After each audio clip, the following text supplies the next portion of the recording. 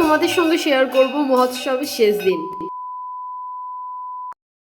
দিয়েছিলাম যে মহোৎসবটা কিভাবে কাটিয়েছি সবটাই তোমাদের সঙ্গে শেয়ার করব। তো চলো মহোৎসবের শেষ দিন মানে ফাইনাল দিনে আমরা কি কি করলাম চলো তোমাদের সঙ্গে সবটা শেয়ার করি।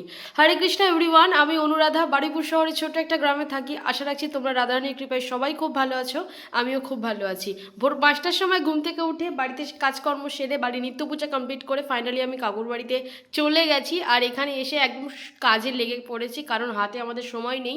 নগর ভ্রমণে বেরোতে হবে, তার আগে আমাকে মালসা ভোগের সবটা জোগাড় যান্ত্রিক করে যেতে হবে। সবাই সবার কাজ নিয়ে ভীষণভাবে ব্যস্ত, কারণ দুপুর 12টার মধ্যে প্রসাদ কমপ্লিট করতে হবে। সো তারপর আমরা নগর ভ্রমণে বেরিয়ে গেছি। আর 1 ঘন্টা আমরা হেঁটেছি, এখানে সমস্ত মন্দিরগুলোতে আমরা ভিজিট করেছি, গোটা গ্রামটা আমরা নগর ভ্রমণ করেছি। আর মহাপ্রভুর সাথে হাঁটার এর যে কি আনন্দ, এটা তোমরা কল্পনাই করতে পারবে না। জানি প্রচুর রোদ ছিল, পিচের রাস্তা পুরো গরম হয়ে গেছিলো, খালি পায়ে এই ভ্রমণটা করা অনেক কষ্ট ছিল, বাট সঙ্গে তো রাধারানী আছে, তো চিন্তা কিসের বলো। তারপর 1 ঘন্টা ব্যাপী আমরা নগর ভ্রমণ কমপ্লিট করে ফাইনালি বাড়িতে চলে এসেছি। আর আমার গৌরাঙ্গ মহাপ্রভু আর নিতাই চাঁদ দুজনেও চলে এসেছি। ভীষণ আনন্দ হচ্ছে, সবাই সবাই ব্যস্ত। আর আমার অবস্থাটা দেখো কি অবস্থা, ঘামে হয়েছে।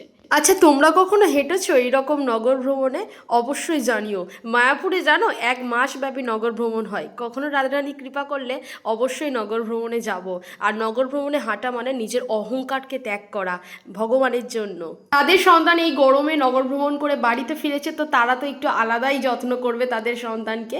তো চলো, তারপর কিছুক্ষণ ওয়েট করার পর আজ দুপুরে প্রসাদ পেয়েছি। অনেক কিছু আইটেম ছিল, পনির ছিল, পটল ছিল, ডাল, কচু, চাটনি, পাঁপড়, প্রচুর কিছু ক্লিপস আমার নেওয়া হয়নি, পকোড়া ছিল। তো সবটা মিলিয়ে জমিয়ে রসিয়ে কষিয়ে খেয়েছি। আর এই বছরের মতো মহোৎসব এখানেই শেষ হয়েছে। সবাই খুব ভালো থেকো। রাধে রাধে।